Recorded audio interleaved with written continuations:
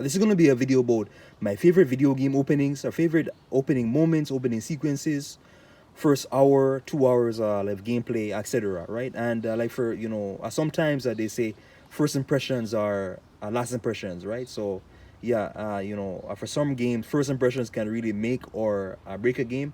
But for these games, the first impressions they're very strong. They are very strong.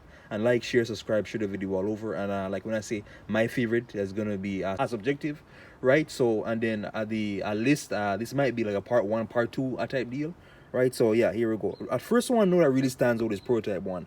Prototype One starts out with that very powerful, strong scene where you're in NYC and there's a bunch of infected everywhere, and you have these prototype. You play as Alex Mercer. Incredibly, the power set you have at your at your arsenal is crazy. Tons of powers. So this kind of goes in reverse. You start out the beginning like of the game with all your powers, right? For the first 20 minutes of the game, right? So you have access to all of your powers, all the power ups, special abilities. You have super speed. You can shapeshift like your hands into these deadly weapons, run up buildings, right? Stampede, a thunder, so many type of powers. Prototype One, like is very, this opening scene is very powerful. It's very strong, and you're battling tanks, military soldiers, helicopters, etc., infected, and yeah, there's so much going on like in the first hour of gameplay, and yeah, it's very fun. Even though this is in reverse, so the beginning like the game is actually chronologically near the end of the game, right? So kind of does like a forward type thing, right? So yeah, right above it is God of War 3. The opening scene of God of War 3 starts out with the very powerful, the trip of vengeance, like this a theme of vengeance. He's trying to get back at the gods of Olympus, and God of War 3 is really, God of War 3 like, is really about Kratos' story, like the conclusion of the Greek pantheon, Greek saga, right?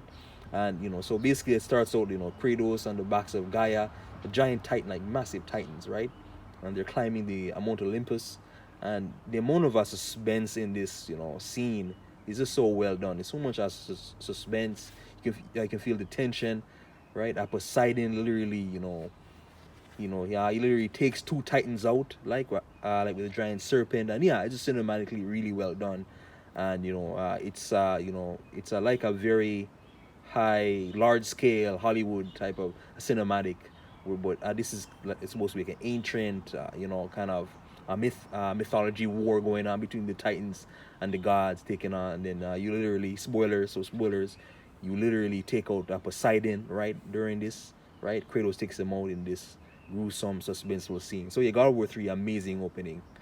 Right beside is God of War Ragnarok, which is I believe it's God of War 9, like in the series. God of War Ragnarok opening with that very emotional, strong, you know, opening, right? So you have Kratos, like his son, right? You eventually meet Thor, right? And the opening, Freya, like is literally out to get you, and yeah, this is just really, really, really like, man, I swear, this is just really fun. The opening was really fun, suspenseful, and Kratos fights the grizzly bear. So spoilers, right? Skip ahead. Kratos fights a grizzly bear that turns out to be his son all along, right? So I didn't know his son can literally shapeshift.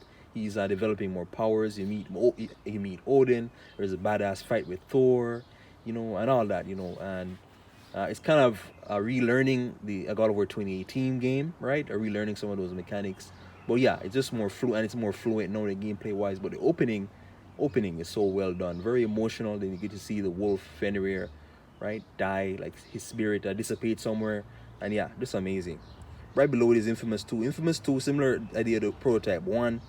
You start out with all your powers. You start out with all your powers from the first game, right?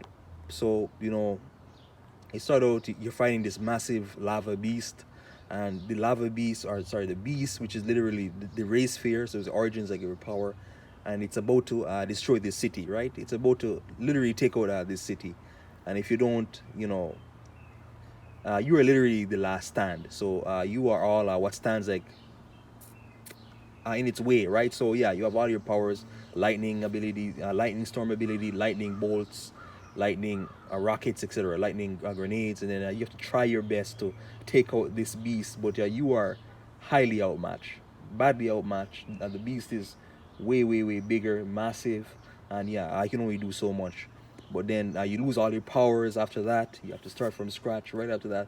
But the opening scene, the opening sequence was very fun, really, really, really fun, and with the the large scale world event, very cool.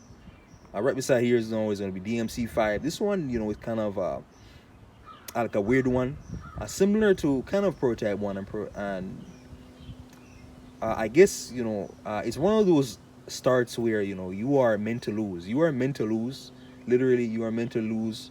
Right? You fight as Nero. If you're fighting as the Nero, at the original storyline, you fight as Nero, and then there's Urizen, this massive beast, and similar to a similar idea to Infamous 2. You are literally outmatched. You are literally outmatched, and you don't stand that much of a chance, right? But like I really like is the opening scene. Yeah, you see Dante, this badass sequence between Dante, last stand. He gets back up to try and take down the Urizen demon, but it's not enough. Urizen demon takes on Dante, Lady, Trish, and then Nero manages to escape. And yeah, this is a really badass scene.